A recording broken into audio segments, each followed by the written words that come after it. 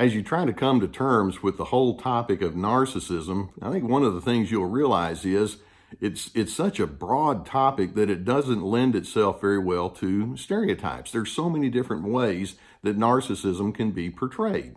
Now, we talk about some folks being very overt in their narcissism. They're loud, they're brash, they're forceful, they dominate and take over a situation very easily, and those people are kind of easy to spot. But then you have what we call the covert narcissist. Now, I know in some other videos we've talked about that, but the covert narcissist is not nearly so loud and in charge. And in fact, part of their strategy is that the lower they go under the radar, then the less you can understand who they are, which actually keeps them in a power kind of position. And you may not think like that, but in their mind, it's like, yeah, and the more silent I might be in the way that I like to be in control, then the better off everyone's going to be. And they actually feel like I'm winning when I do that. And then, by the way, there are some people who bounce back and forth between both overt and covert tendencies. So today, I'm going to go through 18 different ways that a covert narcissist may play out some of their manipulations or control with you. And the more you understand these, then the better informed you can be as you try to figure out how to respond. So let's get right to it. Now, number one, the covert narcissist makes very low attempts to connect with you. It may be something simple like you're trying to share with them personal things, or you discuss things that are of interest to you. And over time, you realize that person doesn't share back very deeply, or they don't seem to ask a lot of follow-up questions, or they don't seem all that impressed or concerned. And the reason is they don't connect. They don't want that heart-to-heart kind of exchange because that puts them, at least in their mind, into a subordinate place, and they don't want to be there. Number two, covert narcissists can be very sensitive in the way that they respond to you. In other words, they can be very thin-skinned. You might just say something like, well, why don't we try this instead of that, as you're trying to approach a task. And it's like, why are you always making my life so hard? And they can just be upset. Do you just not like me, or do you not care about what I'm doing, or do you just think I'm stupid? And it's like, no. I'm just offering a suggestion. Sometimes you can have the wrong inflection in your tone of voice. You may have a look on your face, or you may be 3 minutes late for something, and they'll interpret that in who knows what kind of crazy way, hypersensitivity. Now, number three, and this is kind of a flip to that, they don't have much sensitivity to you and to your emotions. When you share something that's very meaningful to you, whether it's you have a sentimental moment, or let's say you're feeling frustrated, you realize they don't go in very deeply with you because they don't care. Going back to number one, they don't connect. And then how about number four? And that is they can overinterpret your emotions to include themselves, or to inject themselves in a way that makes it very self-centered. Now, what I mean by that is, let's suppose that you say, I had a really nice visit yesterday with a friend, and let's say David, and we had a real nice talk. And then that covert narcissist is thinking, why didn't you call me yesterday? You didn't want to do anything with me? Am I just chump change? I mean, what's such a big deal about David? And so they overinterpret you and make your experiences all about them, of course, in a negative direction. Or how about number five? Many times they can seem bored or disinterested in their engagements with you. There can be times when you're around them and they don't speak much, they don't interact much, they don't ask any kind of questions. They just seem very disinterested and disconnected, and that's part of that need to be in control. The less they reveal, the less they get into you, then the more in control they are. But many times they just kind of have this impression that says, you just don't mean much to me, go away. Or how about number six? They operate with a chronic sense of judgment. Now, they may not be as overwhelming as the overt narcissist may be in their judgments. In fact, the covert narcissist may just say something like, well, I just don't agree with that, or I don't know why anybody would do something like that. But those kind of comments can be so persistent and just prevalent across the board, day in and day out, that you realize, what does it take to get on your good side? And why is it that so many little bitty things bother you? And they just kind of shrug. It's like, you just don't understand. It's just part of their judgment. Or how about number seven? They can be uncomfortable in groups. Now I understand that some folks can be introverted and being around large groups of people isn't their cup of tea, but many of those people can realize, well, that's where we are, so let's make the most of it. The covert narcissist is like, oh, just shoot me. I don't want to be around people. They're a bunch of idiots anyway. I don't like the way they think. Last time I went to that group, they were all just bragging about themselves. They didn't care about anything. They'll find all sorts of things wrong with the people and the groups in front of them, which is their way of saying, get me out of here because I like being in a place where I'm in total control.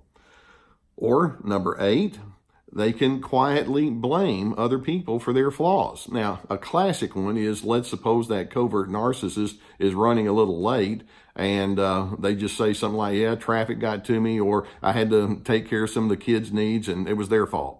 And then you're thinking, but you're the same amount of late everywhere you go, and every time you come around, you always have an excuse. Or let's suppose that they made an error at work, or they blundered in the way that they handled something with one of the kids, something like that. Well, rather than saying, lesson learned, boy, did I goof up, they can't think like that. It's always someone else's fault. Or how about number 9? Their apologies can seem shallow. It may be that they've been caught red-handed doing something wrong, or their blunder is so obvious that they have to say something, and so they may just say, sorry, or, that didn't work out too well, did it? And they don't really name it. They don't really agonize about it, certainly, and you don't really get the satisfaction that says, yeah, you've really thought this thing through in such a way where it's going to be a positive in the long run. They don't apologize well because they have to be superior, and apologies imply, well, I'm human like everybody else. Or how about number 10? They can punish you with silence. Now, I've actually dedicated an entire segment to the silent treatment in the narcissist, but sometimes rather than being loud and forceful and pushy with their anger, they're capable of it, but many times they'll just go into a deep withdrawal. You've done something that's offended them, and they may not talk with you for long extended periods of time. If you're around them in public, they may not even look at you, or it's just like you don't exist. They don't care, but that's their way of expressing anger, and that also goes back to that thin skin part that they have. Or how about number 11? They operate with easy feelings of victimization. What are you doing to me? So if you, let's just say if you change plans and say, hey, I know that next Friday we were going to do such and such, but something's come up. Let's say there's an emergency. It's like, why are you always making my life miserable? Or if you do something and they don't agree with it, it's like, you are one of the most difficult people that I've ever had to deal with. And so they always make themselves the victim. Look what you're doing to me. And that's part of low empathy. They don't look into who you are and what's behind your decisions. It's all about them. Or number 12, they might appear humble, and yet there's an egotism behind their humility. Now, what I mean by that is sometimes in their silence and in their quiet nature, you can think, well, there's a gentle soul. And then over time, as you get to know them, it's like, no, that's not a gentle soul. They're over there just scorning people. They just don't say anything about it. So they may not inject themselves in the forceful way that the overt narcissist would do. But what appears at first to be tender and soft actually is a disguise for an attitude that says, you're just so beneath me, I don't even want to invest in you at all. Or number 13, they often feel jealous. If something good happens to you, it'd be nice if that person can say, hey, way to go, or I'm happy for you, or this is really cool. I know that you were hoping for that, and sure enough, it came through. But instead, if something good happens to you, if you're describing an emotional exchange that you had with somebody else, it's like, who needs that? Or I wish that would happen to me. Or in other words, they can't experience joy or any other kind of emotion with you because it's like, well, that should have been mine. Or number 14, they have difficulty saying thank you or expressing gratitude. Let's suppose you've done them a great favor, or that you were very helpful with somebody that's in their sphere of influence, and they might say, okay, thanks. But rather than saying, you know what, I was in a pinch and you came through for me, way to go. They don't really express that kind of gratitude or thankfulness in a way that makes you feel like it's heartfelt. Or number 15, what appears as shyness may actually be a cover for smugness. Many times the covert narcissist can be in a group and they're over there off to the side, and it seems like they just don't have a whole lot to say. But if you were to get inside their mind, they're over there thinking, what a bunch of losers I'm having to hang with. Or you're so difficult, I don't even want to mess with you. But, when somebody says, hey, come on and join us, it's like, no, I don't really want to. And a lot of it is just because they feel so superior to you.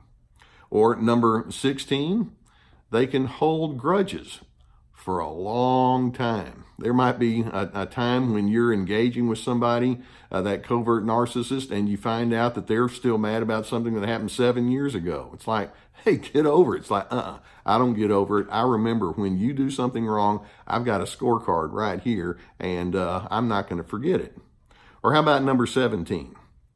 They often identify as a misunderstood, unique person. See, keeping in mind, part of narcissism means that you like to be superior. And so if they don't engage well with other individuals, it's because, well, I'm just different in a wonderful way. And so rather than identifying as a part of the common folk, they can't do that. So, well, if people don't understand me, it's because they don't understand my greatness, or they don't understand how my mind operates at a much higher level. And so there's that sense of arrogance that can come there. And then how about number 18? They're not curious. They're not curious about you anyway. And they may have their own little pet projects that they like to get into, but rather than them asking, hey, what prompted you to have this interest? Or tell me a little bit more about thus and such that happened in your life. It's like, I don't care. Now, going through all of these, you realize, man, there's so many different ways that people can have this control dimension. So how are you going to respond or inwardly to these kind of folks? And I've got just a few thoughts as we close here. First and foremost, understand that they actually like that emotional isolation, and so don't live with the assumption that they want to do anything different.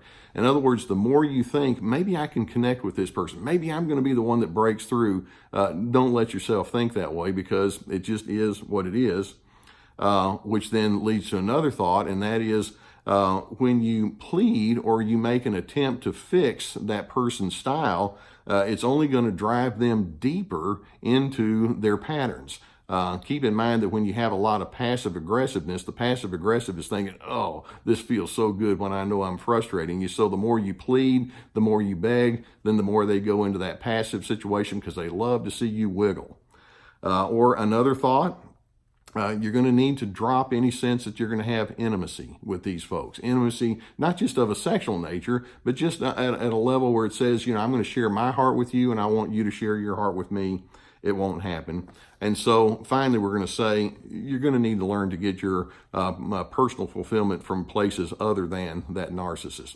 The covert narcissism can be a little bit more difficult to deal with because it can be hidden at first. But once you see the pattern, then I'm hoping you can learn that it's not about you when they act that way. This is just indigenous to what they are. And I'm hoping that you can separate off and live your life according to your wise distinctions.